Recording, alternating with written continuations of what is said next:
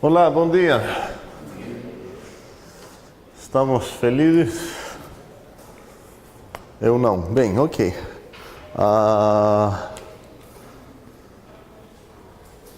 Sobre a prova, tinha umas poucas surpresas, tanto positivas quanto negativas. Obviamente, seria bom ver as provas, seria bom estudar o gabarito para quem não fez. E a gente pode discutir fora dessa aula sobre possíveis dúvidas. Então agora a gente vai entrar na última unidade, na famosa unidade 3, que eu prometi tanta coisa durante o semestre que tenho quase certeza que a gente não vai dar todas essas respostas porque temos pouco tempo, mas pelo menos as principais eu espero que a gente vai conseguir realmente achar, encontrar. Quero começar exatamente no ponto que a gente terminou na última aula. A gente estava estudando uns corpos. O que foi um corpo? É um anel comutativo, né? Sim. Que tem o que mais que não tem um anel comutativo? Tarly Jefferson, fale. Lembramos, tem algo mais, né? Porque senão seria um anel. O anel tem duas operações. A multiplicação dele é um pouco mais bugada, certo? No sentido de ela nem tem inversos, nem é comutativa, necessariamente. Quando a gente fala de anel comutativo, a gente quis dizer que a multiplicação é comutativa mesmo. Agora, o corpo, o que mais tem? Ele também tem duas operações, uma soma e uma multiplicação, onde? Não. Esse foi o domínio, não tem divisores de zero, foi o domínio da integridade. E a gente viu que o corpo é uma coisa ainda mais. Sim, ele tem os inversos. Pois é. Exceto o zero. A condição que ela tem é que a multiplicação tem quase todos os inversos, não tem o inverso de zero. Então a lei lá mesmo é que para todo x, se o x não é zero, então o x tem inverso, multiplicativo inverso. Ok, e a gente viu uns corpos, por exemplo, o Q, o R, o C, o Z, P, onde P é primo. Eu pedi para vocês provar isso, nem vou perguntar se alguém tentou fazer isso em casa, já cansei. Mas a gente viu uma nova estrutura, que essa vez a gente introduziu uma coisa que não era operação, nem constante. Constantes a gente trata como se fossem operações de aridade zero, certo? Então todas essas estruturas que a gente viu até agora foram só com operações, funções, mais ou menos. E essa foi a primeira onde eu tenho um certo conjunto, vamos dizer um certo conjunto F, e vou equiparar esse conjunto com uma operação mais, uma operação vezes, os inversos do mais, zero, o e até aqui toda coisa é operações. Eu quero botar aqui também uma relação, um predicado, sei lá. Agora a relação que quero pensar vai ter o papel de uma ordem, que vou pensar na ordem menor se quero pensar nos exemplos padrões. E uma alternativa de fazer isso seria aqui, em vez de botar uma relação binária, botar uma relação unária, um predicado P, onde a ideia é que o P de x vai querer dizer que o x é positivo.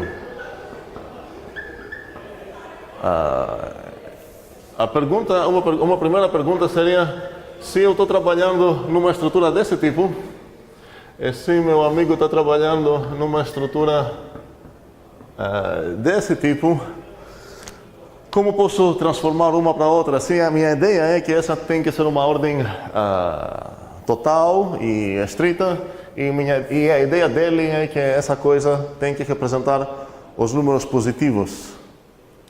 Colocar o zero ali no maior. Como? Colocar um zero ali no maior. Se eu estou trabalhando aqui, como posso definir o P do meu amigo? Fale? Não, o ideal é colocar um zero ali, para mostrar que todos os valores são maiores que zero, ou seja, são positivos. Não, peraí. Vou puxar isso para cá.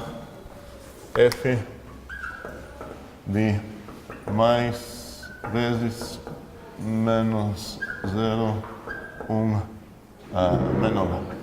Então a pergunta é, aqui eu quero ver como posso definir o P de coisa. Aqui, eu quero como definir o quê? O P eu tenho. O menor, sim. Então aqui quero definir o que significa essa coisa. Aqui eu quero definir o que significa P de coisa. Então... Aqui seria o conjunto de todos os x. Não, conjunto... Peraí. Que tipo de coisa é isso? Para toda essa pergunta. É uma afirmação. Então, aqui não posso escrever um objeto, um conjunto de todos. E que tipo de coisa essa aqui? Uma afirmação. Uma afirmação. Então, aqui também precisa de uma afirmação. Ok, vamos lá. Qual é a afirmação que eu posso... Como vou definir aqui o P? Um x maior que zero. Obrigado. Eu não tenho acesso no P, no predicado dos positivos, mas posso definir isso. Vou aí, vou denotar P de x, essa coisa aqui. E vice-versa, aqui, como posso definir o que significa que uma coisa é estritamente menor que a outra? Aqui talvez um pouco mais... sutil, sim. Professor, mas nesse caso não teria que ser zero, não seria ter que ser invertido não, porque o sinal é... Obrigado, eu invertei a ordem. Meu símbolo é esse. Quando a gente tem um símbolo deles, a gente entende o espalhado também. Mas aqui seria realmente zero menor de x, ok?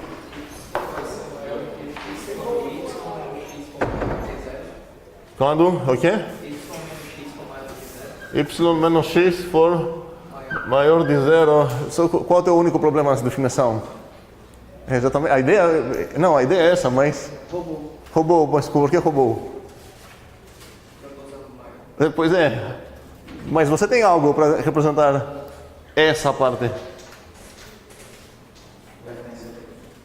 Como? Pertence a quê? O P não é conjunto.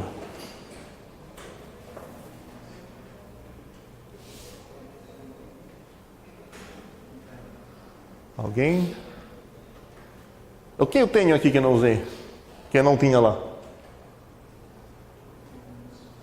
Tenho o P, certo? Então, o que o P afirma? Que x é positivo. Que a sua entrada é positiva. Então, o que eu quero afirmar que é positivo aqui? Da subtração. Ou seja, P de y menos x. Faz sentido? Ok. Então, realmente se eu quero dar as leis de o que seria um corpo ordenado, que a gente parou lá na última aula, eu poderia escolher tanto esse tipo de coisa, onde aqui tem uma relação binária, quanto esse tipo de coisa, onde aqui tem uma relação unária, um predicado. Agora, minhas leis, se eu escolher aqui, vão ter que o P tem que ser fechado. Se eu pensar o P como conjunto, o P tem que ser mais fechado. O P tem que ser vezes fechado. O que significa isso? Fechado na adição e fechado na multiplicação. Mas no final das contas, o que isso corresponde nas coisas que eu estou acostumado nos números reais, por exemplo, que vai ser o meu exemplo principal aqui? Os dois números quando operados, o resultado dessa operação tem que também. Quais números? Não. O P é mais fechado. A gente sabe que o F é fechado por todas essas coisas, certo? Todas as operações, todos os predicados são lá no F. Mas aqui, essa lei está dizendo que se você somar dois positivos, o resultado é positivo. E essa lei está dizendo que se você multiplicar dois positivos, o resultado é positivo. É mais uma lei que a gente pode botar aqui, seria que a lei de tricotomia. O que seria isso? Alguém lembra das ordens? O que significa ordem tricotômica? Vou dar uma dica em grego para quem não fala grego. Tricotômia quer dizer cortar em 3 pedaços. Se você tem x maior do que y, x menor do que y e x igual a y. Você tem que os 3? Isso. Como você pode ter os 3? Você precisa exatamente um deles. E isso vai ser exatamente como eu ia formular a lei de tricotomia, que é falar que para todo x e y, exatamente uma das 3 coisas é verdade. Ou o x é menor de y, ou o x é igual a y, ou x ou y é menor de x, para usar o mesmo simbolinho para ninguém brigar. Mas como poderia botar essa lei aqui? Para todo x no meu f, o que acontece? XY. Como? Para todo XY. Não. Pensa o que é o P. O P é uma coisa unária, não vou precisar de duas coisas. O P é a afirmação que sua entrada é positiva. Então, como posso descrever essa ideia de tricotomia aqui? O que eu preciso afirmar sobre esse conjunto P, que supostamente ele representa os números positivos? O predicado eu posso ver ele como conjunto de duas positivos ou como predicado que afirma que sua entrada é um número positivo. X é menor que P. Menor de P? Começar bem. O que significa x menor de um predicado? Ou de um conjunto? Não importa agora se você vai olhar isso como predicado ou como conjunto, só pode afirmar que o x é menor dessa coisa.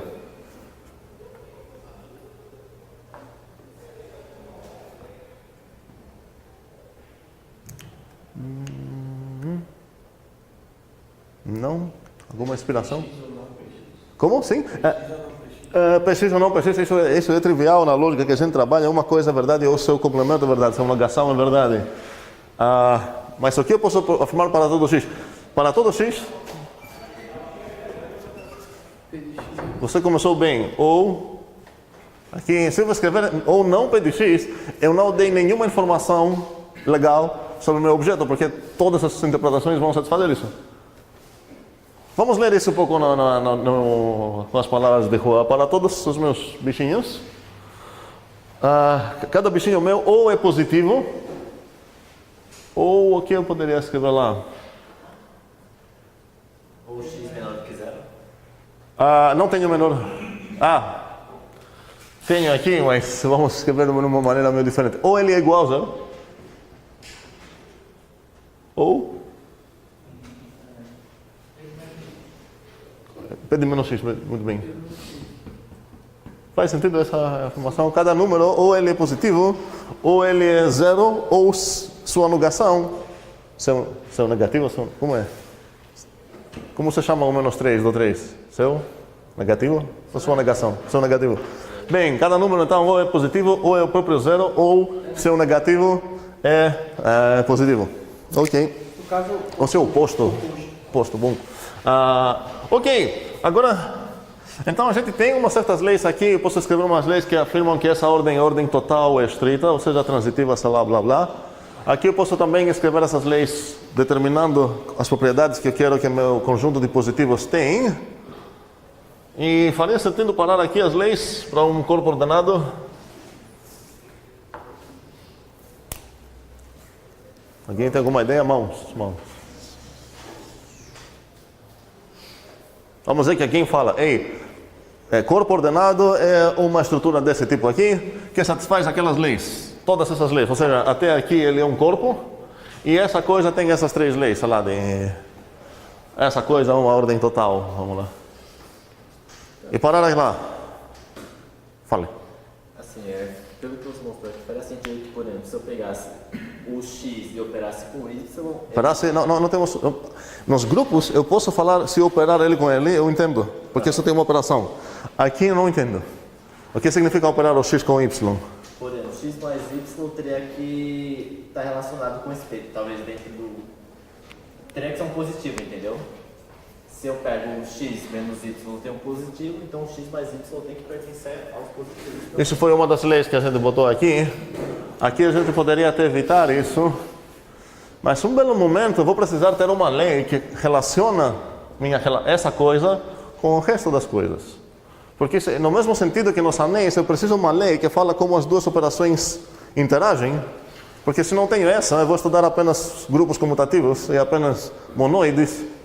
E se eu tenho um anel, eu vou tratar ele como essas duas coisas. O que dá a alma mesmo do anel é a lei de distributividade, porque ela fala como comporta uma operação em conexão com outra. Então aqui, que já tenho todas essas coisas aqui, porque até aqui eu sou um corpo, precisamos de umas leis que falam que essa coisa interage de um certo jeito, respeita, ela comporta bem com essas operações. Então, por exemplo, se você tem, sei lá, x menor de y, você pode somar o mesmo número nos dois lados e a ordem vai continuar no jeito que ela estava. Todas essas ideias que a gente já tem. Bem, mas como falei na última aula, nosso objetivo não é estudar corpos ordenados nesse momento. A gente parou com uma pergunta falando qual seria um exemplo de corpo ordenado, que a gente viu dois. Os reais, né? Os reais. E os racionais. Ok. Aprendi agora. É meu? Não, ok. Então, a pergunta é, qual lei eu posso afirmar aqui para separar essas duas coisas? Separar em qual sentido? Eu quero adicionar uma lei aqui, um axioma, sei lá, tal que só uma das duas vai ter esse axioma.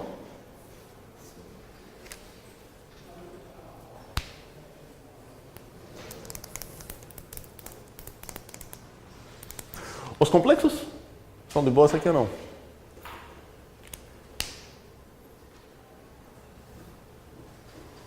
Que vai quebrar uma das duas? Não, peraí, estamos outra pergunta agora. Os complexos também um exemplo de corpo ordenado ou não?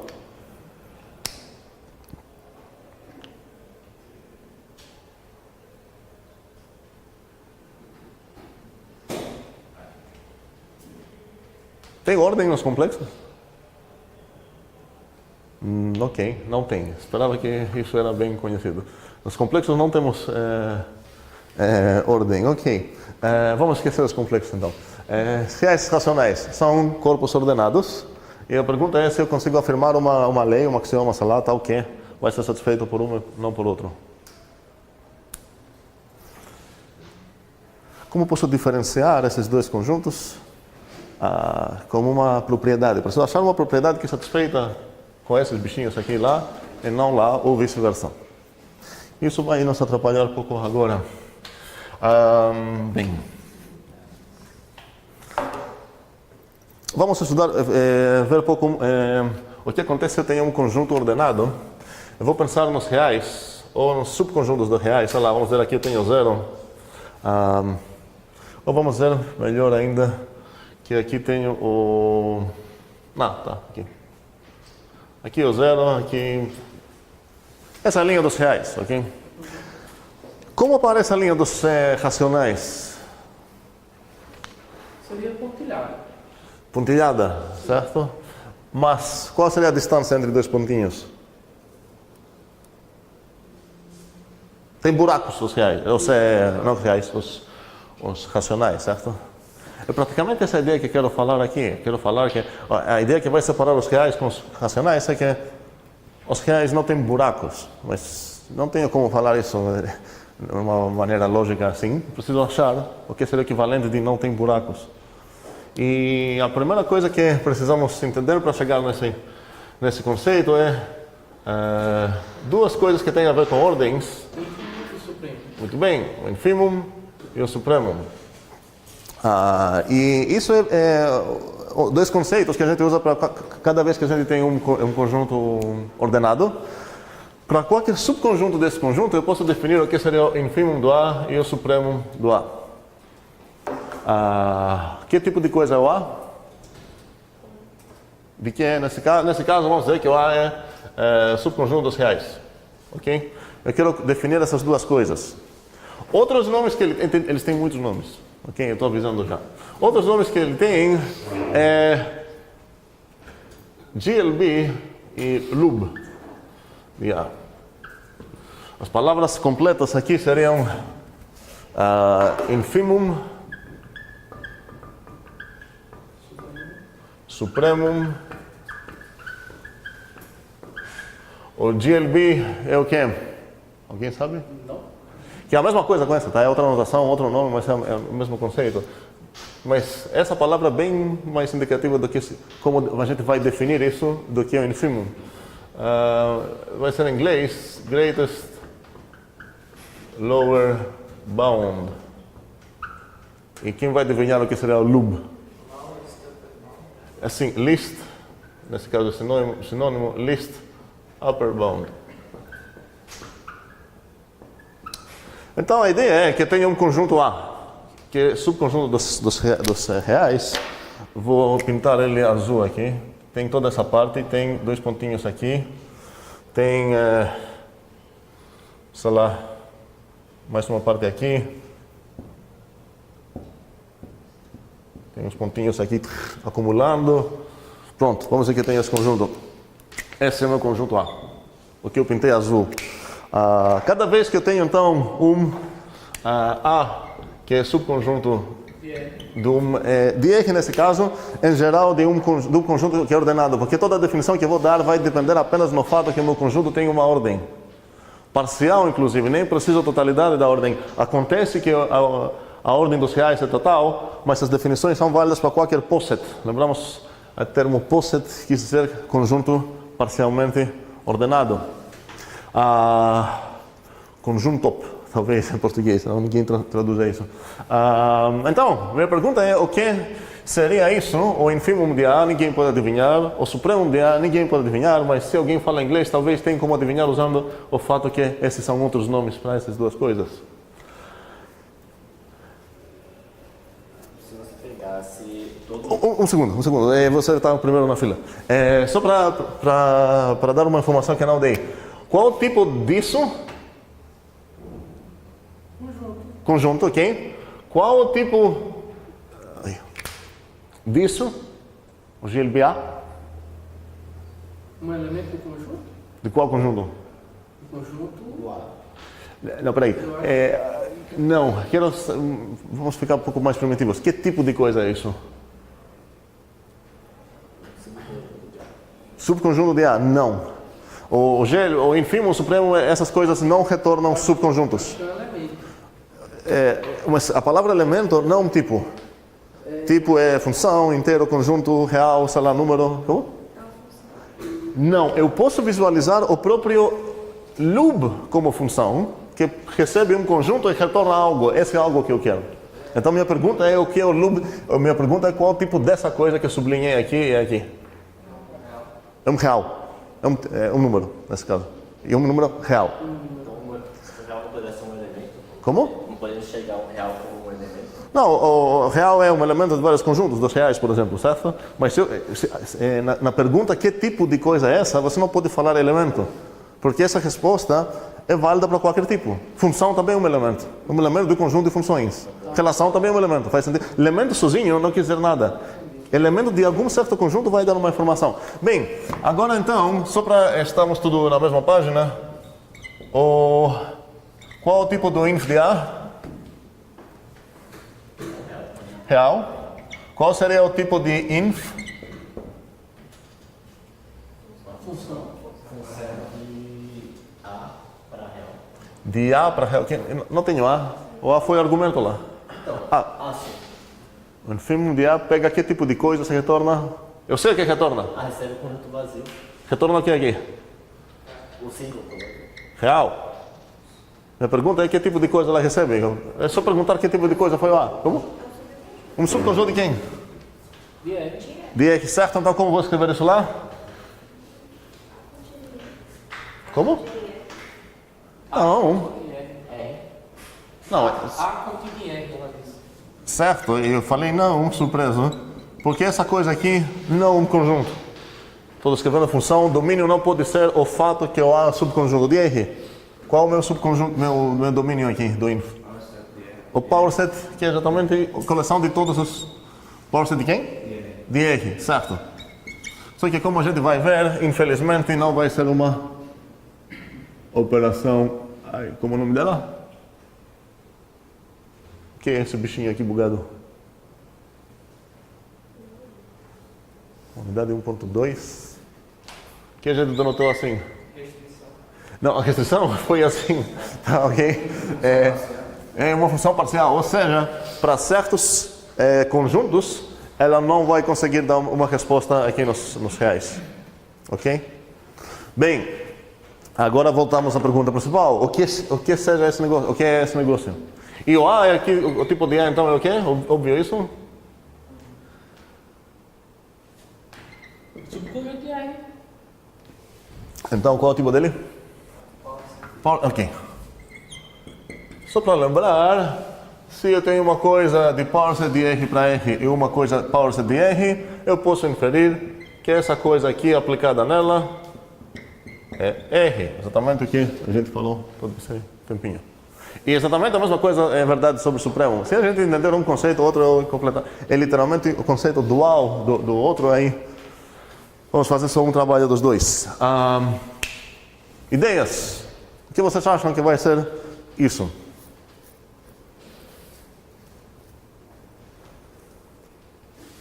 Antes, então, de definir o que significa o greatest or least lower bound, faria sentido definir o que significa lower bound e o que significa upper bound também. A palavra português para bound, se não me engano, Limite. não, se eu não me engano, é limitante. Mas não tenho certeza absoluta. Tá. Bound também é ligação. Como? Bound também é de ligação. Não é esse tipo de bound. Limitante. Vamos dizer limitante. Eu vou ficar falando bound, tanto faz. Agora, lower bounds, esse conjunto que eu pintei aqui, lower bounds ele tem muitos. Vou dar uns exemplos e vou pedir a definição para vocês. Aqui uns lower bounds. Esse é um lower bound dele, esse é um lower bound dele, esse e esse. Todos eles são lower bounds dele. Vamos lá. Como vou definir agora essa ideia? X é lower bound de A, se é somente assim. Quem quer dar essa definição? Palavra de rua? Sim. Quanto mais próximo de zero ele estiver. De zero?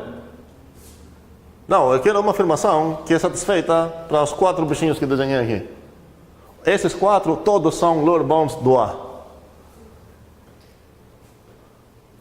Como afirmação que encapsula isso?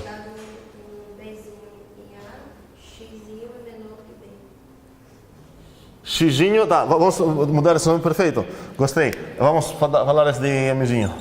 Então, Mzinho é um lower bound de A, se é somente sim. Esse dado que tu falou, como posso escrever como uma fórmula? Para todo mundo. Sim, continua para todo? Vamos chamar ele. Ele vai aparecer onde?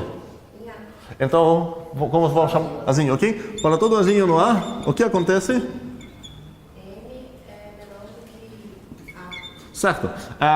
Eu vou ficar trabalhando com essa relação agora, menor ou igual. Menor ou igual. Ok. M menor ou igual de A. Ok. Entendemos o que significa lower bound, então? Lower bound quer dizer que ele é abaixo de todos os bichinhos do teu conjunto. Esse cara é menor de qualquer membro do A, esse cara também, esse cara também, esse cara também. Então, a pergunta fácil. Eu vou introduzir uma notação para essa afirmação, que talvez a Gilberto vai reclamar que eu falei para ele uns minutos atrás que você tem type error. Eu vou introduzir essa notação para não ter type error. Essa afirmação, vamos abreviar assim. Literalmente aqui tem um type error. Por quê? Porque eu estou comparado com essa ordem, que essa ordem normalmente compara reais. Então, nos dois lados dela, ele quer ver reais. Mas a gente está introduzindo essa definição, agora essa notação, como um sintaxe de açúcar. Isso. Para essa afirmação. Faz sentido? Então, isso quer dizer que qual o tipo do M aqui? Objeto. É um real, certo? E o tipo do A? Não. Qual exceto A? Parser de. Tá bom? Então, essa relação aqui não é essa. Não a ordem entre os reais. A gente sobrecarrega, é assim? Override. A gente sobrecarrega essa relação para essa ideia, ok? E no mesmo sentido, eu poderia até escrever A menor ou igual de B, se o que? O que vocês acham que essa notação quis dizer? Quem é A e quem é B? Subconjuntos de reais, boa pergunta. Essa afirmação vai querer dizer o quê? Essa aqui quis dizer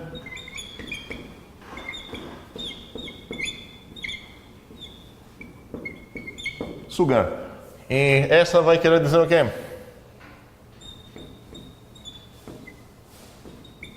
Para exceto de A menor ou igual para exceto B. B. Menor ou igual? Não, como vou comparar os power sets? O A e o B aqui são conjuntos. Aqui a ideia foi que o número é menor ou igual de um conjunto se ele é menor ou igual de todos os membros do A. Moisés? Todos os membros de A são menores. Podem ser considerados. Não fala essas palavras de advogado. Fala direto. São menores, certo? São menores do que todos os elementos. Faz sentido? Ok. Será uma família indexada aí, então? Eu colocaria um A. Não tenho família. Só tenho duas coisas aqui. Um conjunto A e um conjunto B. Isso queria dizer que para todo Azinho no A, para usar esse açúcar estático que eu acabei de definir, o Azinho é menor ou igual de B. Faz sentido? Ou seja, a afirmação no coração da rua está dizendo que todo esse conjunto fica mais na esquerda do todo outro conjunto. Certo? Ok. Agora, não vamos me preocupar com isso. O que seria um greatest bound? Ou emissão, ou vamos escrever L aqui. O L é um lower bound, se isso vai dizer o L é isso. E o U é UB. certo? Um upper bound de A. Se é somente sim.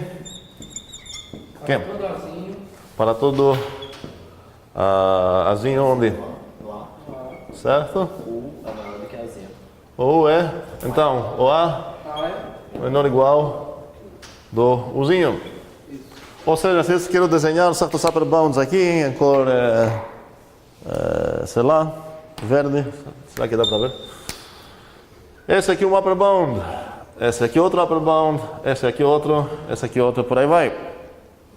Faz sentido? Mas por que são vários? Essa definição é greatest. Não era só o maior? Mas é para Não, é só definir isso. Isso. Tá vendo? Aqui não é GLB. Boa observação. Não é lub. Tá? Eu defini o que significa ser um upper bound. Ok? Agora, se um conjunto se A tem upper bounds, é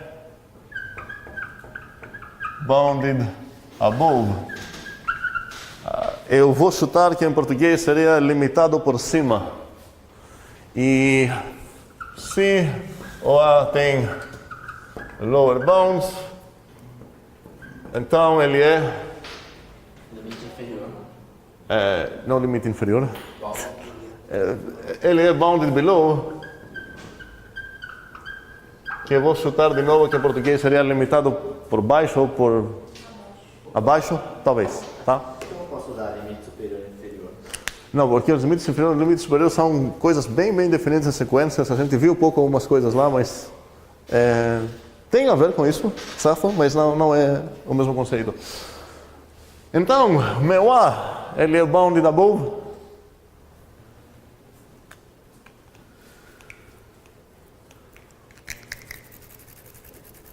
Demoramos tanto? Tá, vou te perguntar em português. O A é limitado por cima? Então não foi em inglês o problema. É só ver o que significa ser bounded above e o que significa ser bounded below. Minha pergunta é se o A, esse A que eu desenhei aqui, se ele é bounded above. Moisés acha que é?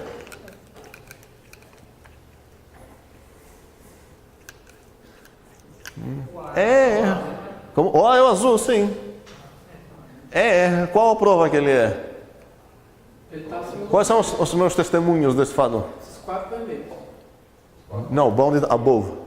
São os 4. E não são os 4 verdes, eu apenas desenhei 4. São todos que tiverem. Certo. Uma observação então. Se um conjunto ele é bounded above, quantos upper bounds ele tem? Infinitos, porque assim que tem um.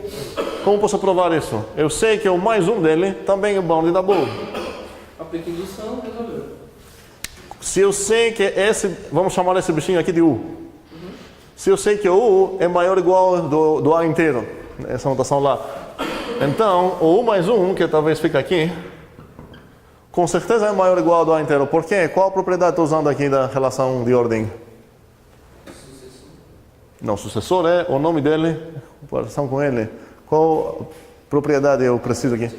A transitividade. Porque eu sei que ele é menor ou igual disso. Eu sei que ele é menor ou igual de todo A. Então ele é menor ou igual de todo A. Muito bem, ok. Então temos a terminologia que eu preciso para chegar finalmente no conceito do que significaria botar esse G aqui e esse L aqui.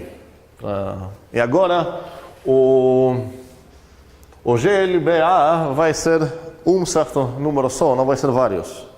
Os lower bounds de A são muitos, possivelmente, ou nenhum. Um exemplo de um conjunto de subconjunto de reais que não tem lower bounds. Eu diria os naturais. Os naturais não tem lower bounds, muito bem.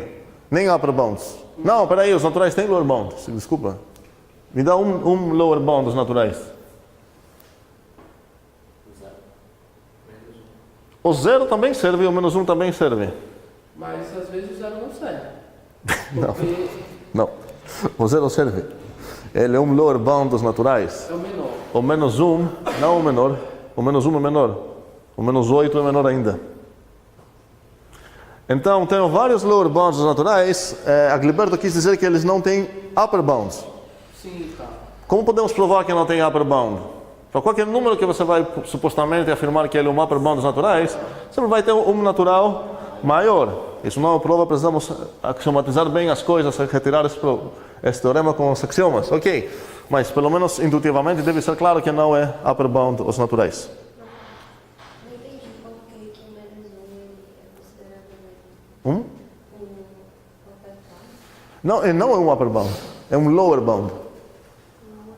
Lower bound quer dizer o quê? Um limitante inferior, sei lá, por baixo. Certo? Por quê? Porque o menos um, com a anotação que eu introduzi lá, é menor ou igual de qualquer bichinho aqui dentro. Com essa açúcar está aqui. Fala. Mas eu posso usar os números negativos pelo fato de L e U serem reais.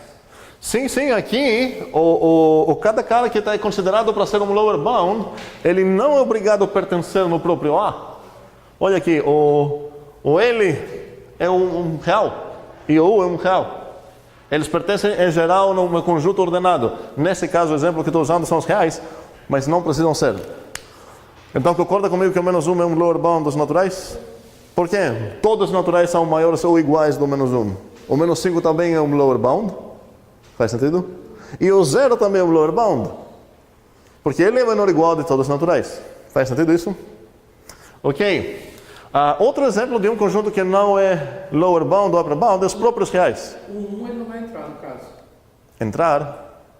Para ser lower bound. Não, o 1 não é um lower bound. Por quê? Porque tem o zero. Porque tem o 0. O Existe zero pelo menos... tem o zero e tem todos os outros antes do zero. Menos 1, menos 2, menos 3. É menos pi também, estamos nos reais, certo? Certo, tá. Então, o conjunto de todos os lower bounds dos naturais é qual? E às vezes a gente escreve isso assim, um segundo. Todos os lower bounds do N é conjunto? R menos asterisco. Não, e R menos asterisco? R negativo, ou seja, todos os reais negativos e o Certo, zero. certo, está ok. É esse conjunto, certo? Sim. É o que podemos denotar assim também. Faz sentido? Sim. De menos infinito até zero, incluindo o zero. Fechado no zero. Fechado no zero. Ok? Estamos entendendo. Essa notação são o conjunto de todos os lower bounds desse conjunto. E qual seria o conjunto, vamos lá se a gente está pegando o jeito, qual seria o conjunto de todos os upper bounds dos naturais? Como? É o conjunto vazio.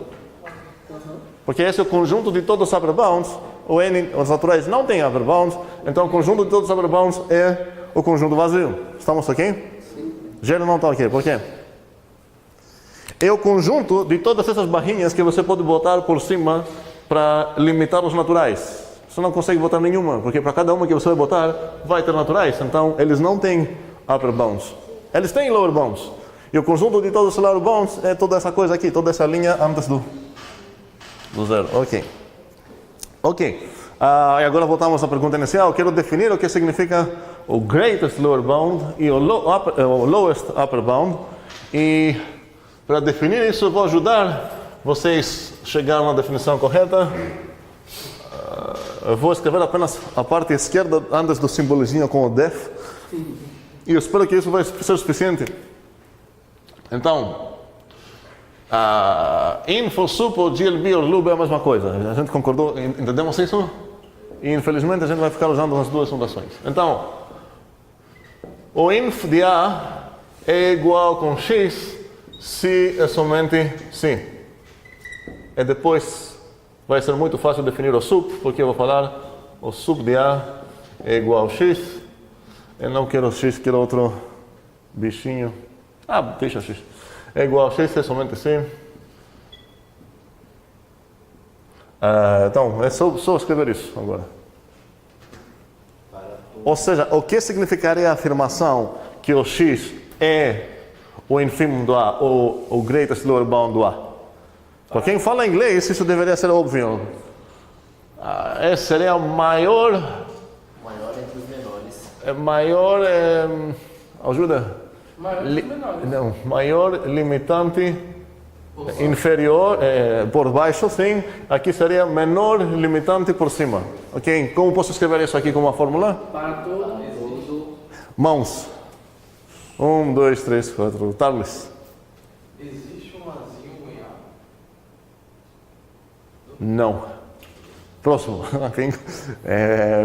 Fale. Para tudo, Wzinho no Lzinho. Para todo o quê? W no Lzinho. No L? É porque o L não é o conjunto dos lower bound. Não. Esse L aqui não é um conjunto. Esse é um número. E esse L nasceu aqui, morreu aqui, não existe mais. Eu defini o que significa ser um lower bound. Eu acho que tem que ser essa definição que a gente colocou de lower bound, mais uma coisa que caracteriza ele ser um. Gostei, abordagem. O X é lower bound de quem? Do azul. De A. E mais uma coisa. Muito bem. Qual é essa coisa? Max. Eu acho que tem que ser único. Em todos os elementos de A, o X o A é menor do que X. Isso o que quer dizer isso? Se eu escrever isso aqui. Eu acho que não pode X existir é igual ao max de A. O max de A, quem falou que o A tem max? Palavras de rua. O X é um lower bound de A. E ainda mais, ele não é qualquer lower bound de A. Ele é maior que o lower bound. Sim. Como vou escrever isso? Para todo X e Y. Não, peraí. Eu já tenho o X, certo? Deixa-me o X em paz. Para todo Escolha outra. Para todo Azinho no A. Para todo Lzinho, No A. não ligo sobre o A. Eu ligo sobre os vermelhos. O que eu quero descrever é que o X é o maior vermelho. O X é esse cara. Isso eu quero descrever. Para todo Lzinho no conjunto dos lower bounds. Para todo Lzinho no... Como ok. O que acontece? O X é maior que Lzinho. O Lzinho é menor ou igual de X. Ok? Como posso escrever tudo isso numa afirmação só? Vamos usar essa sintaxe, açúcar sintaxe, ajuda bastante essa Ele é açúcar. menor do que. Lzinho menor igual a Menor que X. AL. Como? X menor igual que AL menor igual a X. Exatamente. É o AL que é. Então, isso seria que o conjunto de todos os lower bounds de A fica menor ou igual do teu xzinho. Isso está dizendo que o x é um lower bound de A e de todos os lower bounds ele é o maior. Ok? Faz sentido? Ok. Supremo. Dual. Fácil agora. Sem nem pensar. X é o B. Tem que, então, qual seria no meu desenho aqui o upper bound?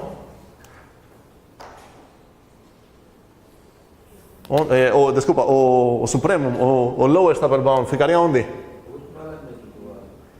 Não tem último elemento. Primeiro verdinho. Mais próximo.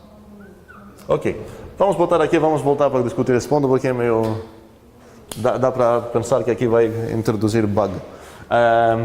Então, x é o upper bound de A, se somente sim. Desculpa, o x é o supremo de A, se somente sim. O x é uma upper bound de A. E que mais? Aqui não tem espaço. A1, né? Vamos escrever apenas a notação abreviada. Aqui foi e todos os lower bounds de A são menores ou iguais do próprio x. E aqui seria? X menor ou igual a 1. O conjunto de todos os upper bounds. Muito bem. Ok, então aqui esse seria o inf de A.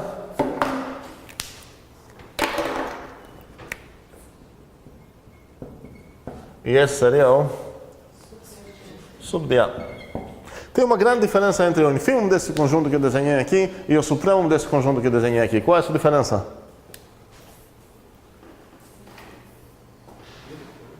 Tem uma diferença grande entre o infimum do A e o supremo do A sobre esse conjunto A que eu desenhei aqui. Mesmo que bem informal, não falei quais pontos são esses, não falei nada, mas espero que vocês entenderam o conjunto que estou pensando e o desenho dele. Então, a pergunta é, qual uma grande diferença entre o infimum de A e o supremo de A? O ínfimo de A o ínfimo é o maior elemento. Não, essa é a definição. Não é isso que você quer? Não. Eu sei, entendemos o que é infimum, espero, entendemos o que é supremo. Minha pergunta é, qual uma diferença que esse membro tem, esse real tem, e esse... Uma diferença entre esses dois? Tá. O zero? Não. O ínfimo pode ter o quê? Não, o ínfimo não é o zero. O zero está aqui. A diferença é que um pode ser finito e o outro é infinito. Não, eles são números reais. Não existe... O que significa número real infinito? Cada número real é um bichinho na linha. Tá. Bem, a diferença que eu estou pensando é que o infimum de A é um membro do A. O infimum do A pertence no A. O supremo do A, desse A que eu desenhei aqui, não pertence no A. E concordamos com isso? Não. Ok, vamos lá. Qual o infimum de A é esse número aqui? Esse é o infimum de A. Qual o supremo de A? É esse número aqui, o preto. Agora observamos que o infimum de A acontece que pertence no próprio A. Vamos supor que aqui foi o número 1, tá? E o infimum de A realmente é o número 1. Vamos dizer então que o infimum de A é o 1, mas o 1 é um membro do A. Aqui 2, 3, 4, 5, vamos dizer que o número 5 é aqui. Então o supremo de A é o 5. Aqui. O meu desenho. Mas o 5 não é um membro do A. Por quê? Quem é A? O A é o azul e... Não, tudo bem. Ok. Quem vai ser assim? Porque eu desenhei aqui os pontinhos aproximando no 5. Essa é a minha ideia. Pensei que fora óbvia porque você... Mas nunca vão chegar no 5. Posso pensar esses bichinhos aqui como se fossem o 5 menos 1 sobre 2, depois o 5 menos 1 sobre 3, menos 1 sobre 4. Esse vai ser um 5 menos 1 sobre 2, 3... Oi? Esse caso geral, nunca o supremo vai pertencer ao A. Não, eu estou falando apenas nesse exemplo, no A que eu estou pensando, tá? Então, uma observação que podemos tirar disso é que o infimum e o supremo não são necessariamente membros do próprio conjunto. Aqui um exemplo onde o infimum caiu dentro, aqui o supremo não caiu dentro do meu conjunto. Com certeza, se existem, vão ser números reais. Ok.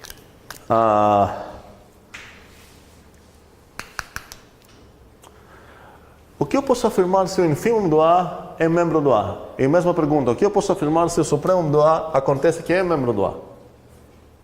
Se o ínfimo cair dentro do A... Sim, vamos dizer que alguém não fala nenhuma coisa sobre o A, não é esse A que eu desenhei, eu tenho um subconjunto A de reais, e eu sei que o infimum de A pertence no A.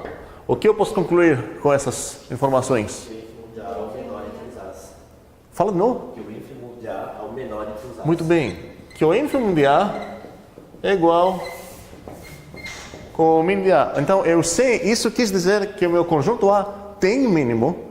Isso não é óbvio, porque se eu pegar, por exemplo, o intervalo 0, 1, ele não tem mínimo.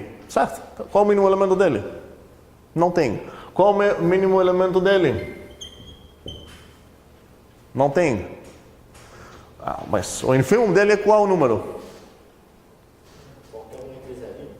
O ínfimo desse é o 0. É de todos os lower bounds, que são todos os negativos, incluindo o 0 também.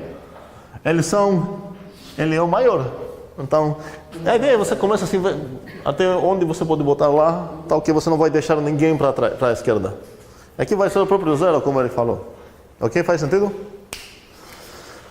Ok.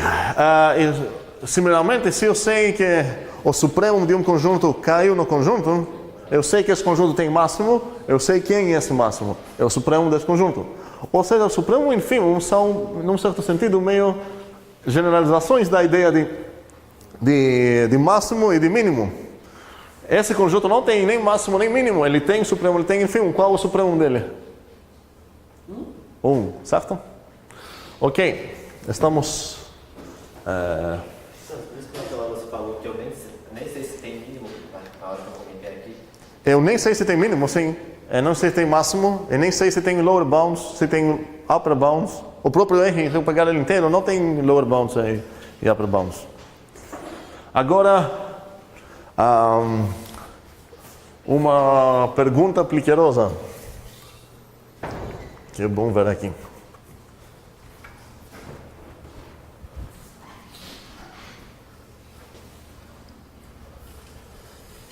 Vou deixar, o que eu posso deixar aqui? Vou deixar isso aqui. Ok.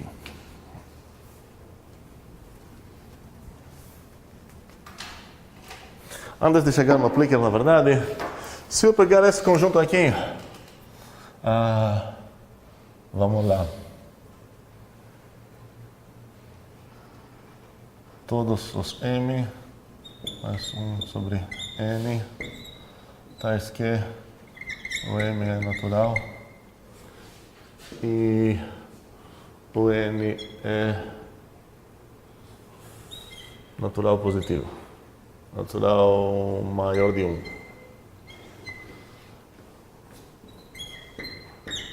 Vamos olhar para esse conjunto A. O conjunto de todos os M mais 1 sobre N, tais que o M é natural e o N é natural maior que 1. Por que eu botei o N natural maior que 1? Podia ser maior ou igual a 0, né? Ou maior ou igual a 1, né? Só que se ele pegar o valor 1, eu vou cair no outro inteiro. Não seria errado, mas é mais elegante botar assim. Então, como parece esse conjunto? Quero cada um tentar, sei lá, fechar os olhos, mas sem dormir, e tentar visualizar como como parece isso. Na linha, se eu pintar azul esse negócio, como ele ia aparecer. E depois de visualizar isso, vai ser muito fácil responder na pergunta qual é o supremo de A e qual é o ínfimo de A. Se tem. Cuidado, o supremo e o ínfimo não são funções, são funções parciais, e por isso a gente definiu os dois nessa maneira. O ínfimo de A é igual a X, se é somente se uma coisa acontece. Então tem conjuntos que não têm ínfimo. A gente definiu o que significa que alguém é o ínfimo de A. Um exercício bom para provar é que, e isso vai ser homework obrigatoriosíssimo para vocês, para quem quer fazer algo nessa disciplina, provar que o ínfimo, se existe, é único, e o supremo, se existe, é único. Isso deveria ser fácil depois de passar todo esse treino até agora. Mas minha pergunta é qual é o supremo de A, qual é o ínfimo de A?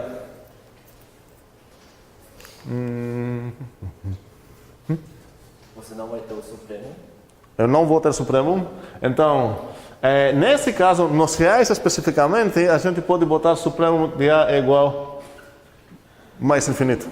Tá? A ideia é que eu posso pensar o R unido com dois membros especiais, o menos infinito e o mais infinito, porque agora me importa apenas a ordem do R. Então, o supremo de A, nesse caso, cada conjunto vai ter um supremo. Certo? Aí, e o ínfimo de A seria quem? 1,5. Deixa eu ver se você tem razão. Ele tem razão ou não? Não, tem não. Eu acho que não. Como podemos, sem saber a resposta certa, quero mostrar para Igor que ele está errado. Não importa a resposta certa. A única resposta que eu quero é por que não é o 1,5. Qual é o meu dever para convencer Igor que não é o... Peraí, outra pergunta antes disso.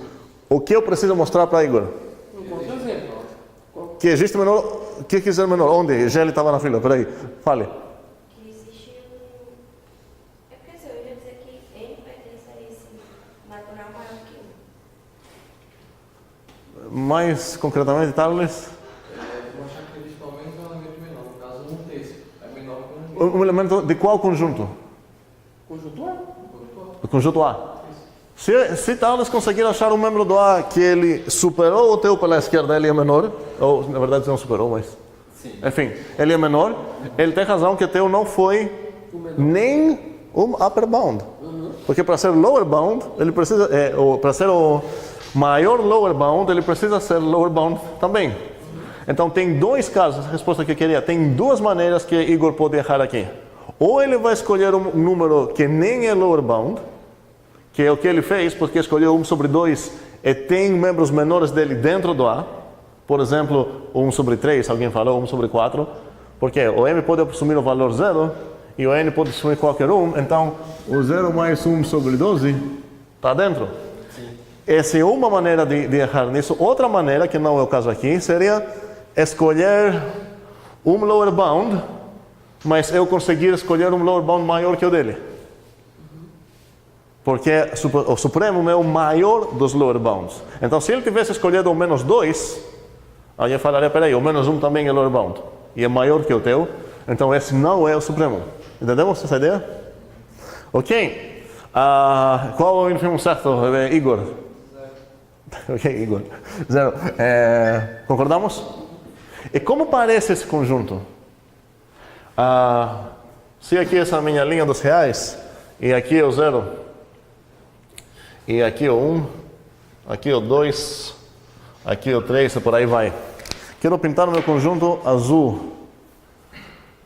Vamos começar. Quais pontos com certeza estão no meu conjunto A? Todos maior. Aqui tudo? Não. Primeiramente, os naturais pertencem ao A? Sim. Por quê? Porque assumindo M igual M pertence aos naturais? Não.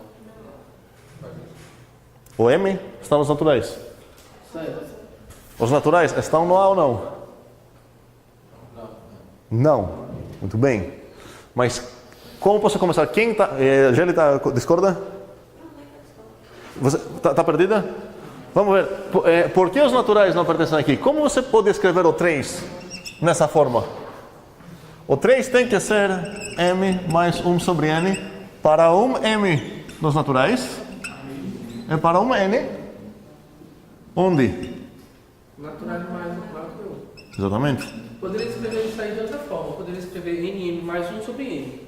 Sim, poderia botar mais um minzinho aqui. Não, NM, N vezes M mais 1/N. N vezes M? Sim. Deixa isso. Multiplicar o N por M por quê? Para poder escrever isso aí de outra forma, para poder visualizar se os naturais entram ou não. Tem melhor visualização que essa aqui? Sim. Qual é essa?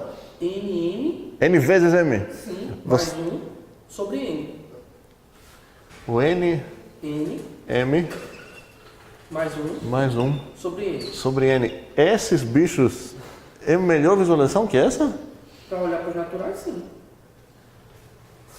Você sabe que N... Eu vou apenas concordar que é questão de olhos, mas não acho que muitos olhos conseguem visualizar eles melhor que lá, mas realmente não é questão de certo ou errado. Geli, você consegue escrever o 3 dessa forma? Então o 3 não está dentro e por o mesmo motivo nenhum natural está dentro. Mas o 3,5, para falar de uma forma feia, está dentro, porque é o 3 mais 1/2. E o 2 atinge essa coisa. Então, quais são os primeiros bichinhos que posso pintar azuis aqui? Todos os meios... Perfeito. Eu queria palavras de rua. E palavras de rua eu recebi, gostei. Então, eu não entendi por que o 0, então seria o meio, se for por isso. O 0 o quê? Porque o 0 O ínfimo?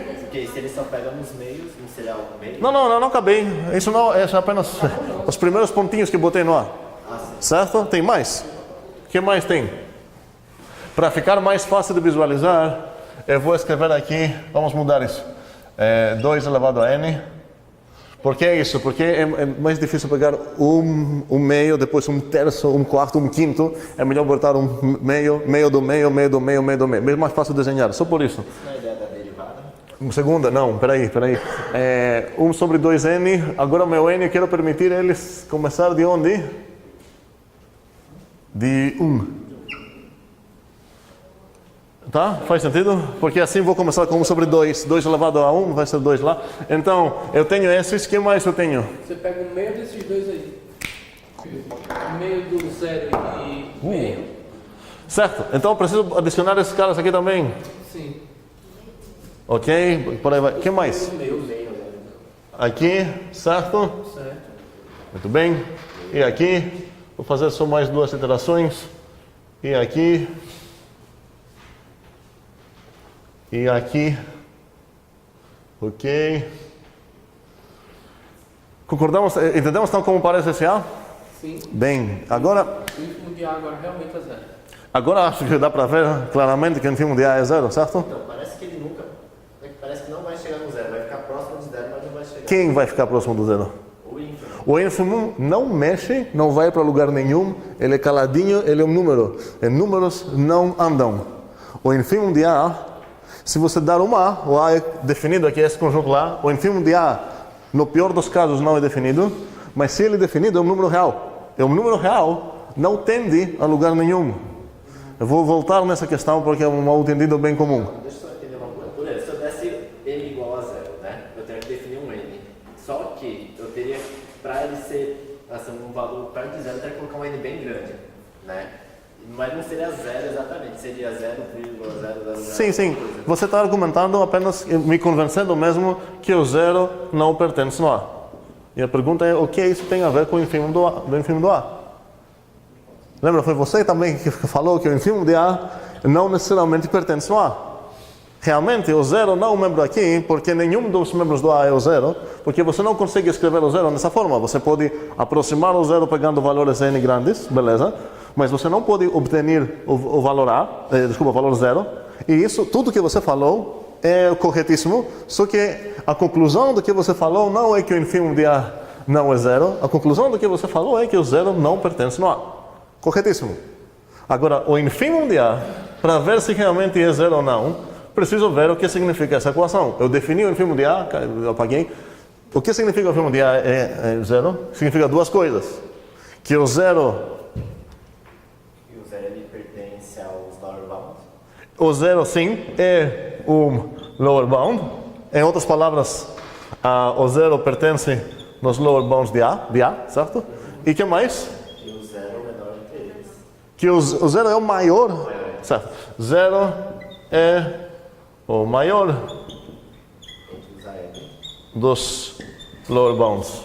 Agora, se esse bicho satisfaz essas duas coisas, então ele é o ínfimo, pela definição. Ele é um lower bound? Sim. O 0, ele é um lower bound dessa... Sim. Sim. Por quê? Porque todos os azuis são maiores do 0. Sim. Ok? Ok. Segunda coisa, ele é o maior de todos os lower bounds? Você consegue achar lower bound?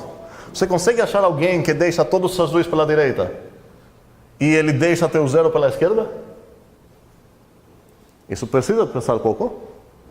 Mas se você visualizar isso como ele realmente é, como um pontinho aqui aproximando o 0, como você falou, escolhendo o meu n suficientemente grande, eu posso aproximar o 0 à vontade.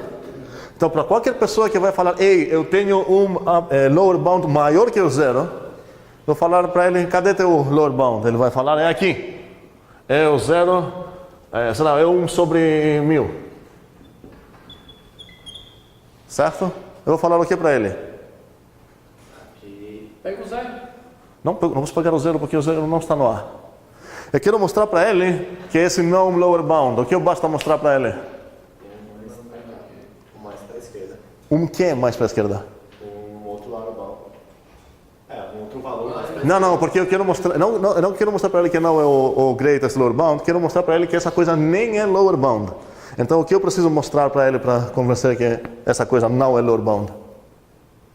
que você tem usado à esquerda. Um zero? O zero não me importa porque o zero não pertence no A. Qual seria um testemunho que esse cara não é lower bound? Qualquer um azul, qualquer um membro do A que fica na esquerda dele, fica menor dele. Então, basta pegar qualquer um deles aqui. Então, qual seria um número bem concreto para provar que para esse cara que ele está errado? Eu mudei minha definição lá, né? Qual seria então? Isso, exatamente. Eu sei que esse não é um lower bound, porque 1024, sem verbo, tá? Esse cara é um testemunha que ele não, desculpa, porque sobre isso, certo? Esse cara pertence no A e esse cara é menor do suposto lower bound, então lower bound é mentiroso. Faz sentido? Ok. Então agora concordamos todos que o ínfimo desse conjunto estranho aqui é o zero e o supremo dele é o mais infinito. Se eu botar como endpoints dos meus reais um menos infinito menor de todos os reais e o mais infinito maior de todos os reais. Oi. Esse 1 sobre 1000, ele nem é elemento de A, correto? Sim, mas para ter chances de ser lower bound, ele não precisa pertencer no A. Essa coisa aqui é um lower bound. E também, com certeza, não pertence no A. Cuidado, os lower bounds são membros que não sabemos se pertencem no A ou não. Podem pertencer, podem não.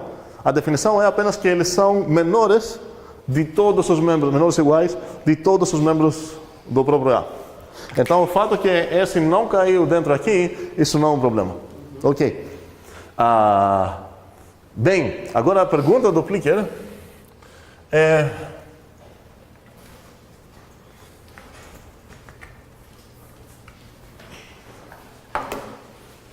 Eu tenho um certo conjunto A, subconjunto de reais. Eu tenho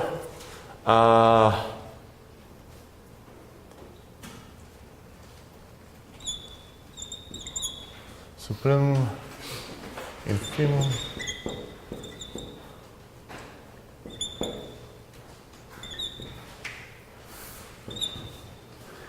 a pergunta é se com esse dado aqui, que é o subconjunto de R, você pode concluir isso. A resposta A é sim, posso concluir isso. B, não. Peraí.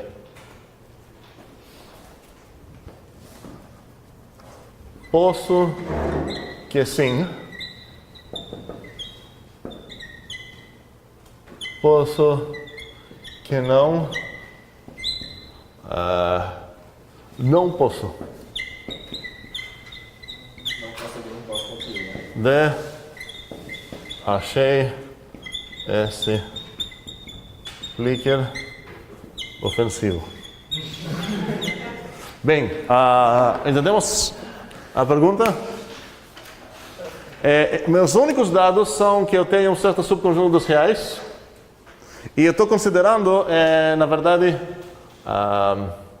os reais junto com esses dois simbolizinhos. E a pergunta é se a minha afirmação é essa aqui, que o infimum de A é menor ou igual ao do supremo de A, peraí, sem dar spoiler, tá? E as respostas são as seguintes. Sim, eu posso concluir que isso é verdade com os dados que eu tenho. Sim, eu posso concluir que isso é falso com os dados que eu tenho. Não posso concluir, ou seja, depende, tem casos que isso acontece e casos que isso não acontece. E tem frescura. Thales? Preciso colocar aquela união lá. Aqui?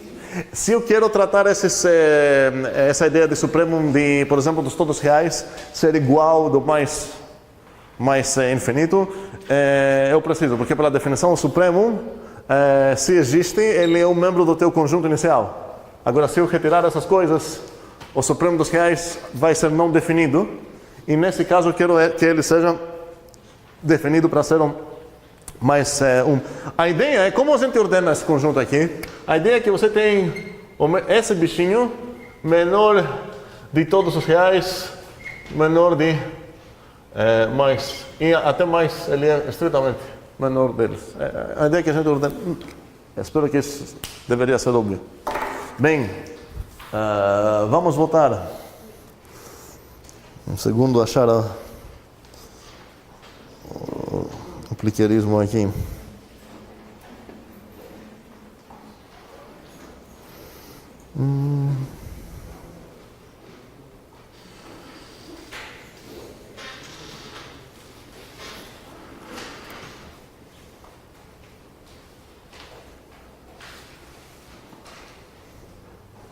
Tá bugado.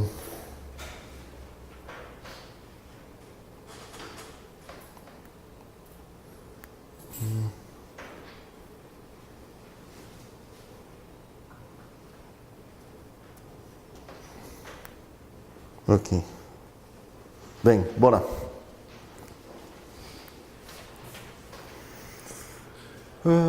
Tarlis, Sanderson, Jonathan, Heráclito, Paulo, Igor, Felipe, Jefferson,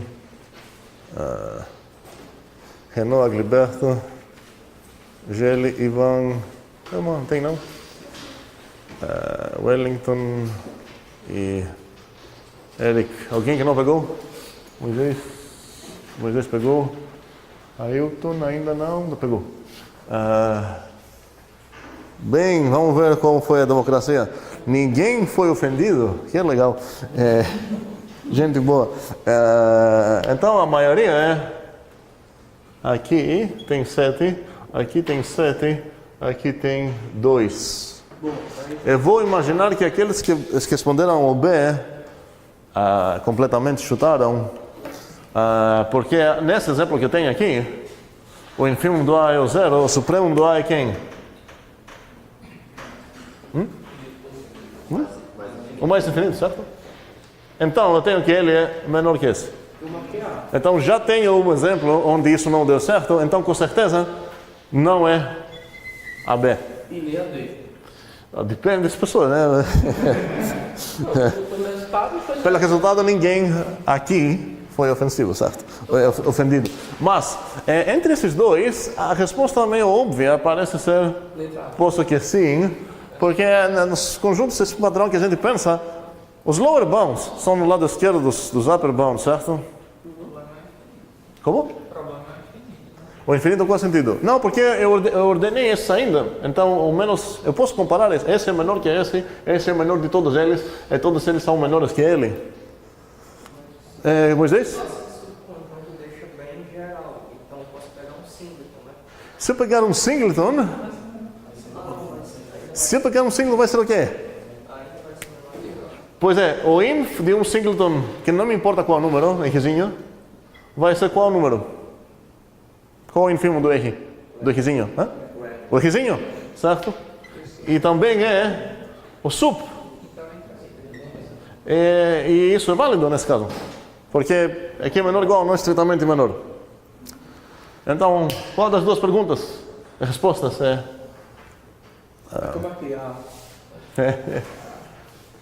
Moisés estava pensando muito bem, ele falou, bora pegar uma coisa pequena para achar um contra-exemplo, um caso extremo. Ele não escolheu um conjunto suficientemente pequeno, tem menores. O vazio. Vale a pena considerar o que acontece no vazio? O que seria o ínfimo do vazio? E o que seria o supremo do vazio? E para responder a nossas perguntas, tá? Eu não vou chutar, eu não vou pensar com o meu coração aqui, porque é caso delicado. O meu coração está sendo afeito pelos meus amores. Eu vou responder apenas fielmente olhando para a definição. Então vamos lá. O ínfimo do vazio é igual com certo x, se é somente se o quê? Vamos lembrar a definição? Para todo. Vamos lá.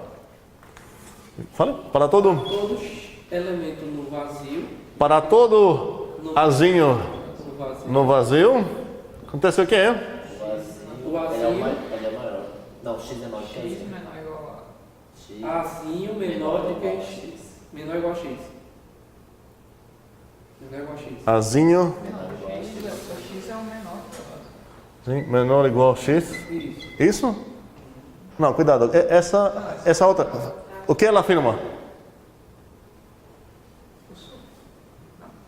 Não, ela quis dizer que o x é apenas um lower bound.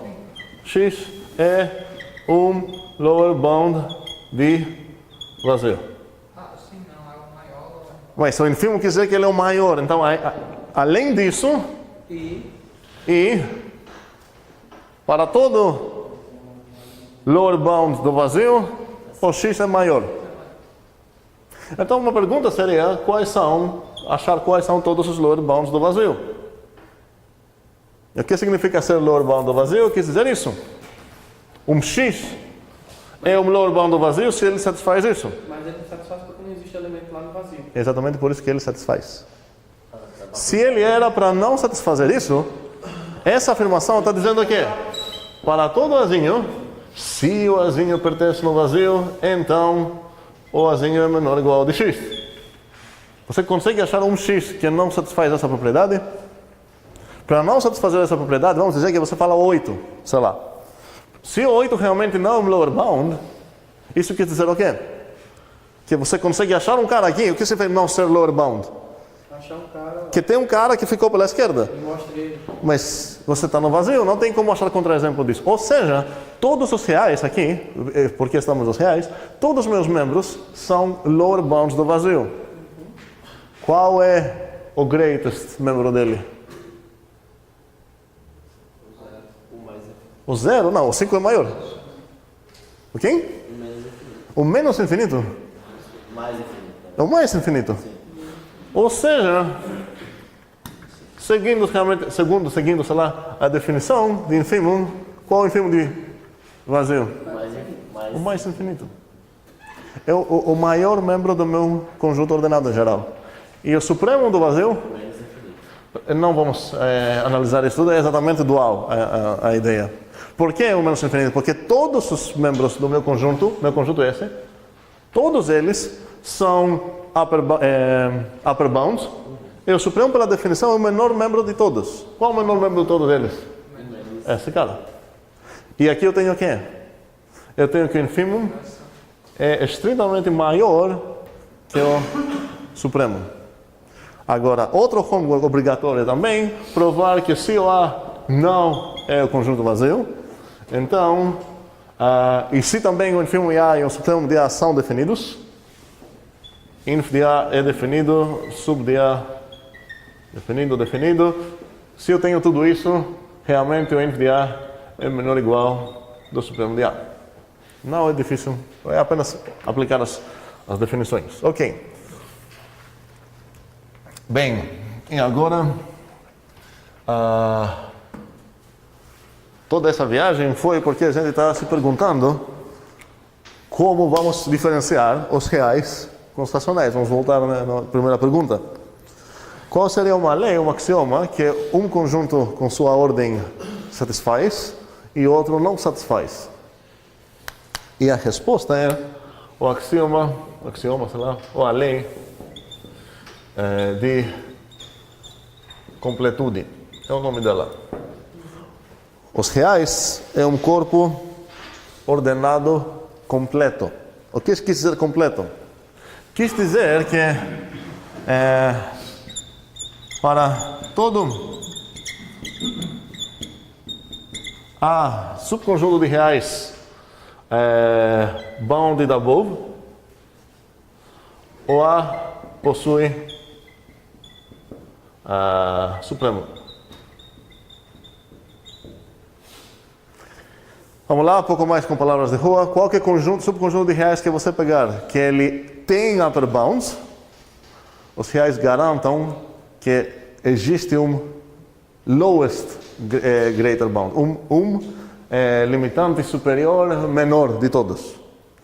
E a pergunta é, por que isso realmente separa os reais e os racionais? Ou seja, a minha pergunta é, alguém aqui pode me convencer que os reais, os racionais não tem essa propriedade, o desafio então é mostrar para mim um certo A, subconjunto dos racionais, tal que ele tem upper bounds, plural, mas ele não tem supremo, ou seja, não tem menor upper bound.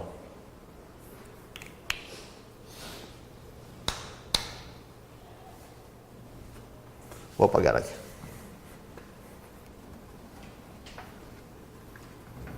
Então, se você limitar teu universo, teu mundo, se você pensar só nos racionais, que por muito tempo a gente pensava só nos racionais, né?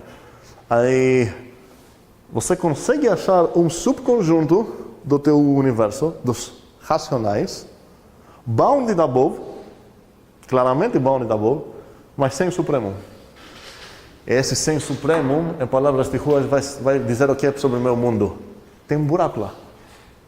Aquele supremo falta. Então, e vai ter vários. Quais vão ser esses buracos? Os irracionais. Exatamente. Como posso definir uma? Usando apenas coisas irracionais.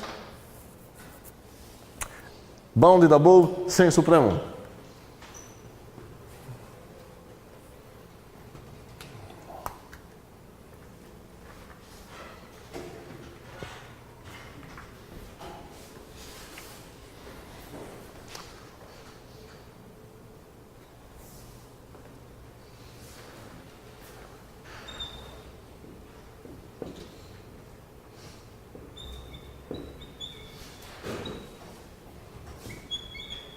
Ajudei? Não muito, né? É apenas descrever de uma forma geral um certo subconjunto de racionais. Posso escrever uma coisa aqui que garanta que o meu subconjunto é bounded above e também não tem supremo. Não tem limitado superior. Não sei se limitante superior é a palavra certa, mas enfim, upper bound, porque existe esse lim sup, que imagino que o nome é limite superior, e talvez o upper bound é limitante superior, mas tudo isso tem a ver com português, não sou a melhor resposta para responder nisso. Então, o que eu posso botar aqui?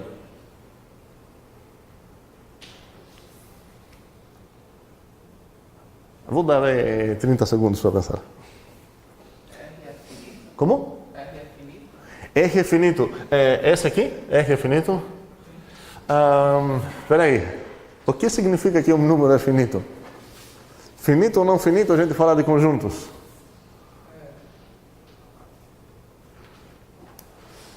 E por favor, nunca na vida falem alguma merda de tipo o pi é número infinito, tá? Pi é um pontinho numa linha, tá? Não é infinito.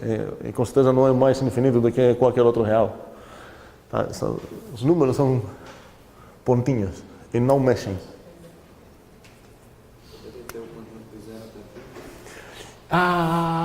Muito boa essa ideia. Se eu conseguir descrever todos os reais tais que de 0 até π, vamos dizer que a gente aceita esse filtro de Anderson. A ideia é muito boa. Mas aí poderia colocar também a raiz de 2, raiz de 3. Certo, ele não falou que é a única coisa, ele apenas deu um exemplo, certo? Tem um probleminha que eu vou voltar para discutir esse probleminha, mas vamos dizer que a gente aceita isso. Ele tem upper bounds? Me dá um. Hã? Não. Porque os upper bounds precisam pertencer no meu conjunto, no Q, não no A, mas no Q. O meu mundo é o Q, então o π não está no meu mundo. Quero um upper bound. Escolhe um, por favor. 3. 3 é menor de π. 4, certo? Ok? É menor. Tá, maior. O 4 é um upper bound. Posso escrever assim? Não, desculpa. É assim. Eu caí na mesma. É menor de... Ok, então ele tem upper bounds. Tem pelo menos um, então tem upper bounds. Tem menor upper bound? Cuidado, meu universo, meu mundo, eu só sei de racionais. Então, é aqui que é o π.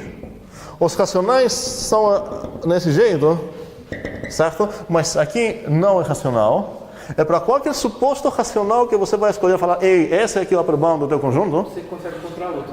Meu conjunto, na verdade, é qual? É cheio de buracos aqui, porque eu só tenho os racionais, e é de 0 até π. Ok? Esse aqui é o meu conjunto, o A. Mas para qualquer suposto upper bound, você consegue achar um racional entre o π e teu suposto upper bound racional também. Ou seja, não tem supremo. Agora, o único problema que eu tenho com o filtro de Anderson é um problema meio sutil, porque se eu realmente sou tão medieval, sei lá, que eu só aceito os racionais, eu nem vou entender teu filtro. Então, teria alguma forma de dar um filtro que vai ter um efeito parecido, só que não vai precisar conhecimento. O conjunto dele é perfeito, o conjunto dele é subconjunto de racionais mesmo, só que para alguém entender a descrição do seu conjunto, esse alguém precisa saber coisas de racionais. Uma resposta seria escolher o raiz de 2, só que não vou escrever de novo raiz de 2, porque também não posso falar raiz de 2, porque não sei quem é, mas quem é o raiz de 2 mesmo? Isso eu posso escrever. Quais são todos os racionais cujo quadrado é menor de 2? Qual conjunto é esse? Para alguém que sabe coisas fora dos racionais, como ele poderia descrever de uma maneira que Anderson descreveu o seu conjunto Anderson como π? Qual a resolução dessa inigualdade? É maior que raiz de 2? Maior? Não, isso eu acho, sem exagerar, isso não é ensino fundamental ou é errado? É ok. Beleza, então a pergunta então não é ensino médio, é ensino fundamental. Quais são as resoluções? Por menos quê? Não. Essa coisa aqui.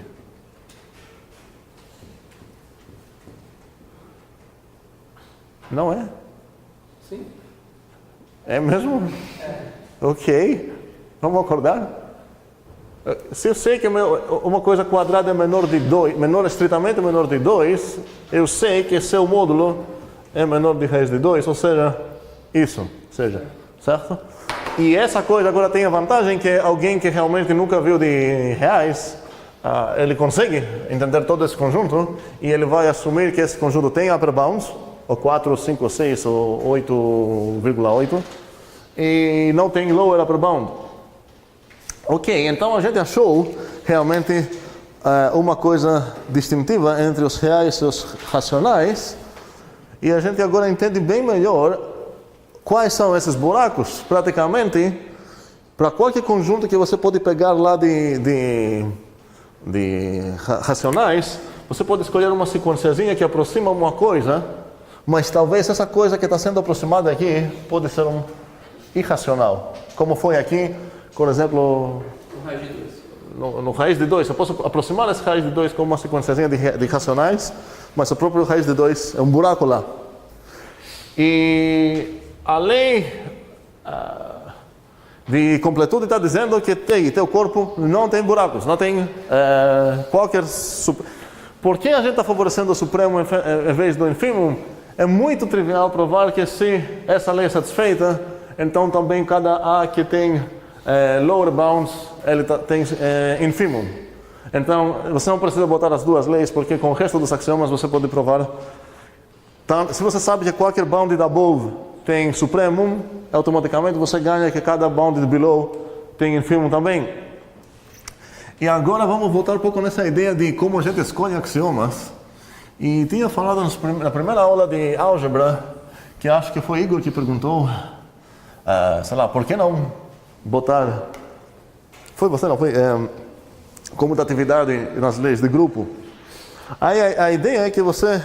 Os mais leis que você bota na tua estrutura, você ganha mais ferramentas, você consegue provar mais coisas, com certeza. Mas no outro caso, o que você está perdendo? Está perdendo modelos da tua estrutura. O que quer dizer modelo da tua estrutura? Quer dizer exemplos que satisfazem tuas leis. Aí você fala, essa lei é gostosa, eu quero provar coisas, ela vai me ajudar, bota lá. Beleza, você ganhou uma ferramenta. Mas essa coisa que antigamente era grupo, agora não é mais grupo. Então, se você começa lá enriquecendo a tua estrutura muito com leis, você ganha mais teoremas, mas você está perdendo estruturas que poderiam satisfazer isso. Então, se um cara chegar aqui e falar, eu tenho uma coisa que satisfaz quase tudo teu, mas não tem essas duas leis tuas, você não tem nada para oferecer para ele.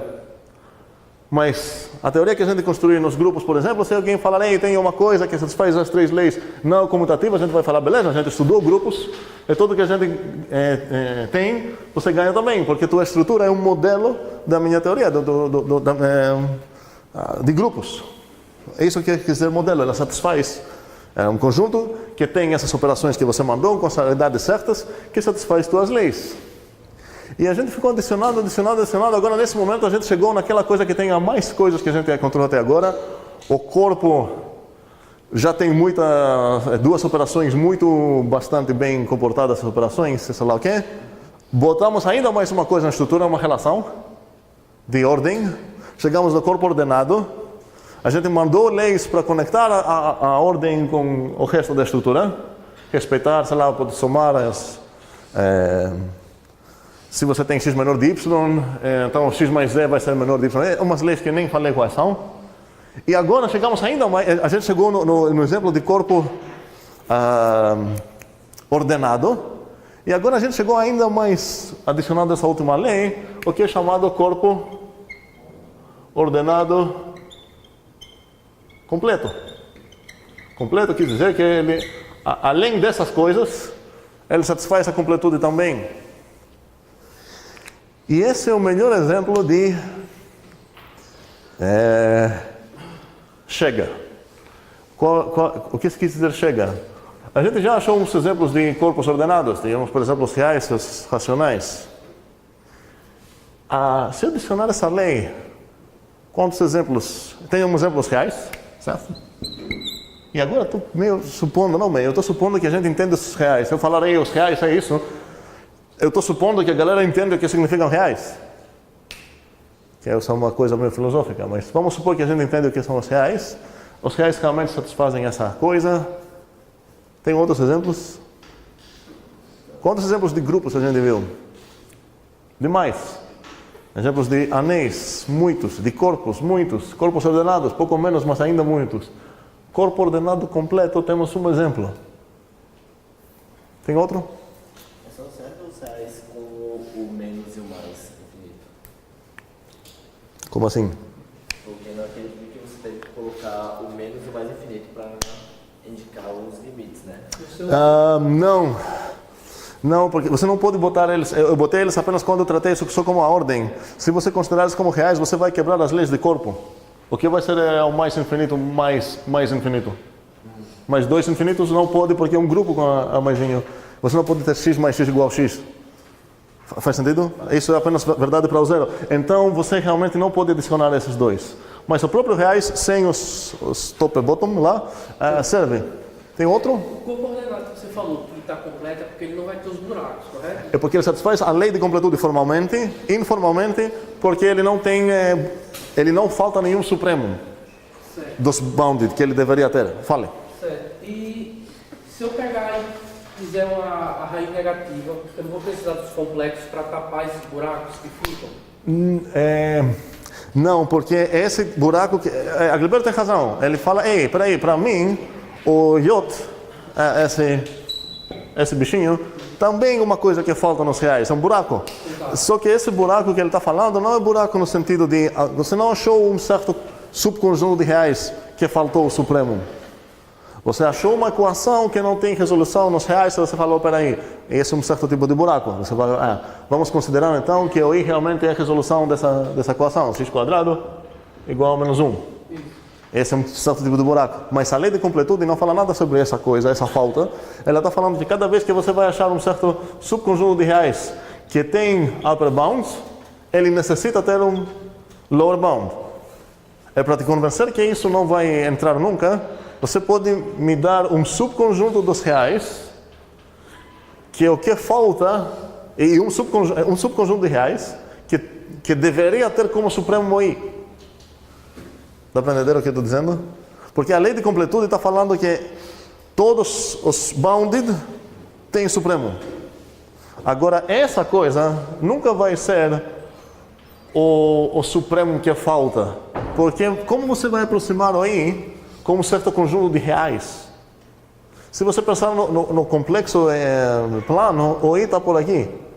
E se você está aqui, a ordem que você tem, você vai escolher, sei lá, esse conjunto aqui, um buraco aqui. Beleza, esse buraco falta mesmo. Mas você não vai criar nunca um buraco que quem vai faltar vai ser o I. Faz sentido? Então, se você quiser pensar a lei de completude como uma lei que fala não tem buracos, é meio ambíguo realmente essa frase, porque o que você falou também é um certo tipo de buraco. Mas os buracos que eu estou falando são supremos que faltam de conjuntos bounded. Então, voltando na pergunta, qual seria um outro exemplo de corpo ordenado completo? Viajando um pouquinho sobre essa pergunta, será que... Dos complexos? Eu ia falar a tabela ASCII. Tabela o quê? A tabela ASCII, Um corpo ordenado? vocabulário. Não, peraí, porque realmente me ajuda mais. Peraí, para ser um corpo ordenado, ele precisa ser para ser um corpo ordenado completo, ele precisa ser um corpo ordenado. Ele nem é. Por quê? Porque para ser um corpo ordenado, ele precisa ser um corpo. E ele nem é. Por quê? Para ser um corpo, ele precisa ser um anel. Ele nem é um anel. Por quê? Qual o problema? Quais são as tuas duas operações lá? Bom, eu tenho a concatenação. E o que mais? Eu poderia simular a multiplicação como uma concatenação N vezes. Que? Peraí. Você precisa... Não basta só definir duas operações com a aridade certa e pronto. Tem que respeitar as leis. Por exemplo, qual seria o inverso de... A gente já viu que com concatenação, a parte aditiva do teu coisa nem vai ser grupo. Lembra, com a concatenação de strings, foi até monoide, não conseguiu ser grupo porque não existe inverso. Qual seria aquela coisa que se você concentrar no high, vai dar o vazio? Esqueçam, não tem como. Mas só pelo universo. Como? É só pelo universo, porque ele tem relação de ordem também. Não, tem muita coisa que falta para ser até corpo. Tuas operações. E quero ver como você vai definir também, às vezes, para ser distributiva. Prometo que não é, mesmo que você tentar muito. Ideias? Outro exemplo? Conjunto de? Subconjunto de reais. Nenhum subconjunto próprio de reais vai conseguir isso. Porque, um segundo, se você realmente pegar um subconjunto próprio e, sei lá, limitado, você não vai ser fechado mais. Porque se você somar duas vezes esse cara, sei lá, vai sair fora. Então, mesmo se você restringir o teu universo, jogando coisas fora, você vai perder certas leis aqui. Bem, a resposta é que é único. Ou seja, nesse momento, a gente percebe que botamos tantos axiomas que só tem uma estrutura que satisfaz todos esses, e a gente, na verdade, define o que significa reais para ser ou o corpo ordenado completo. Como podemos provar isso? A gente vai falar, peraí, o fato que, sei lá, Thanos falou isso na aula não significa nada. Talvez exista uma outra coisa completa, vamos chamar ela de R'. Qual é o objetivo agora? O que eu precisaria provar para conversar alguém que, na verdade, essencialmente É igual a R'. não igual, qual a palavra certa? Equivalente. Nem isômorfos. Isomórfico ou isômorfo, uma das duas, escolhem. Qual seria meu dever? Falar, ei, peraí, você está dizendo que você achou um outro corpo ordenado completo? Então vamos lá, vou definir uma função dos meus reais para a tua coisa. Eu vou mandar o meu zero no teu zero, meu no teu certo? E esse isomorfismo vai nos convencer que realmente o que eu falei não foi certo. Não é que você só tem um corpo ordenado completo, mas você tem Essencialmente um. O que se quer dizer essencialmente um? Que cada suposto diferente, na verdade, vai ter a cara de R. Vai ser os reais, só que você trocou os nomes. Você chamou 3 de 8 e outro de 3, mas eles comportam geralmente no jeito que os reais comportam. A frase em inglês é up to isomorphism. Unique up to isomorphism. E alguém falou para mim recentemente como falar esse português. É estranho. É o único... Não. Não. Alguém sabe essa frase? Até é o desde. Sei lá. É uma coisa desse tipo. O único até isomorfismos. Eu acho que é assim. Você já ouviu essa frase ou você imaginou? Não dá para traduzir bem esses termos porque às vezes ficam até os opostos. Ninguém sabe dizer. Ninguém ouviu uma coisa parecida. O único isomorfismo. Esse que eu... Como? Esse é em inglês. Apto? Não. Eu teria lembrado disso porque é muito parecido. Apto? Não. Eu acho que é até. É o único... Até os isomorfismos, até isomorfismo, não sei. Uma coisa desse tipo. Bem, então estamos nessa situação que nesse momento a gente botou tantos axiomas que se uma coisa satisfaz eles, essa coisa são os reais. E uma maneira para definir reais, quando você começa a estudar cálculo de verdade, você começa falando, os reais têm esses 13 axiomas. Esses são os 13 axiomas. E você começa a desenvolver toda a teoria de reais e de análise, limites, derivadas, integrais, tudo lá, baseado nesses 13 axiomas. Então, em teoria, alguém poderia falar que toda essa coisa que você desenvolveu não é verdade apenas para os reais, é verdade para qualquer corpo ordenado completo. E sim, isso é válido. Só que acontece que só tem essencialmente um corpo ordenado completo, que a gente chama de reais, e não me importa se meu 3, Igor vai escolher de denotar assim, no final das contas vão ser outros nomes para as mesmas almas, outros corpos para as mesmas almas, não corpos nesse sentido. Bem, paramos aqui. Vou botar obviamente homework para uma ou duas pessoas que vão decidir fazer esse homework. Para praticar bastante com essa ideia de infimum supremum, provar as propriedades básicas e, bem, brincar só para isso porque precisamos continuar. Quais são os melhores livros que falam sobre os reais? Porque as suas notas faltam... Não, as minhas notas, esse capítulo ainda está muito subdesenvolvido. Dos livros que você indicou, qual é o mais interessante? Qualquer livro verdadeiro de cálculo, por exemplo, do Spivak, é muito bom para brincar com os reais. Cálculos. De Apostol também é um livro muito bom. Deveria escrever aqui.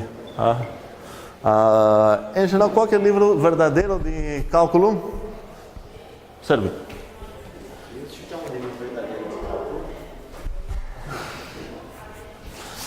Também de Hardy.